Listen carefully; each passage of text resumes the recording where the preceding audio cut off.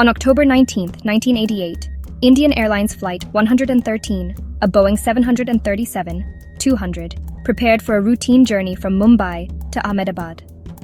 The flight, carrying 129 passengers and 6 crew, was expected to be uneventful. A short hop, familiar to both crew and regular travelers. Captain S.S. Modihar and his team completed pre-flight checks, unaware of the tragedy ahead. The plane departed Mumbai smoothly, climbing into the evening sky. As the aircraft neared Ahmedabad, dense fog blanketed the city, reducing visibility to dangerous levels. Air traffic control warned the crew about the poor weather, urging caution. The pilots prepared for an instrument landing, relying on their training and cockpit instruments to guide them through the haze. Passengers, oblivious to the challenges, readied for landing, trusting the crew's expertise. The city lights, usually a welcome sight, were hidden by the thick mist. The crew's focus narrowed to their instruments, every decision now critical. The fate of all on board depended on their ability to execute a flawless landing in near-zero visibility. The stage was set for a disaster that would shock the nation. As Flight 113 began its final approach, tension in the cockpit mounted. Visibility was below safe limits, but the crew pressed on, descending through the fog. Standard procedure required aborting the landing if the runway wasn't visible at the decision height, but the descent continued. The pilots, searching for runway lights, drifted below the safe minimum altitude. Audio warnings blared in the cockpit, but the crew's situational awareness faltered. The aircraft veered off the prescribed glide path, dangerously close to the ground. The opportunity to abort and climb away was slipping away with every second. Disaster was now inevitable. Suddenly, the aircraft's landing gear struck high-tension power lines just miles from the runway. The impact severed power and crippled the plane, sending it crashing into a paddy field near Chiloda, Kotarpur. The Boeing broke apart, debris scattering across the field. Jet fuel ignited, engulfing the wreckage in flames.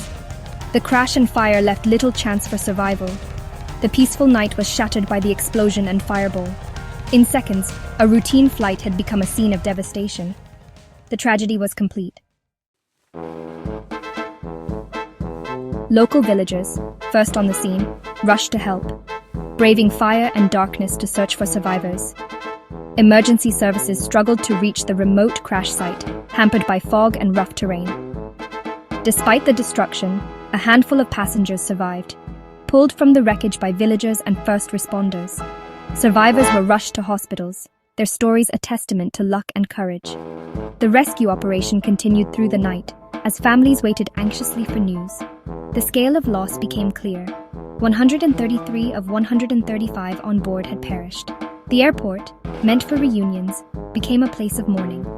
The courage of villagers and responders stood out amid the sorrow. The nation grieved as the tragedy's impact rippled across India. The crash site became a somber reminder of aviation's risks. The investigation, led by India's DGCA, quickly focused on pilot error and procedural lapses. The crew had descended below minimum safe altitude without visual contact, violating safety protocols. The tragedy exposed gaps in training and cockpit communication. In response, new regulations mandated stricter adherence to procedures and enhanced pilot training, especially for low-visibility landings. Crew resource management became a priority, empowering co-pilots to challenge unsafe decisions. These reforms transformed Indian aviation safety culture.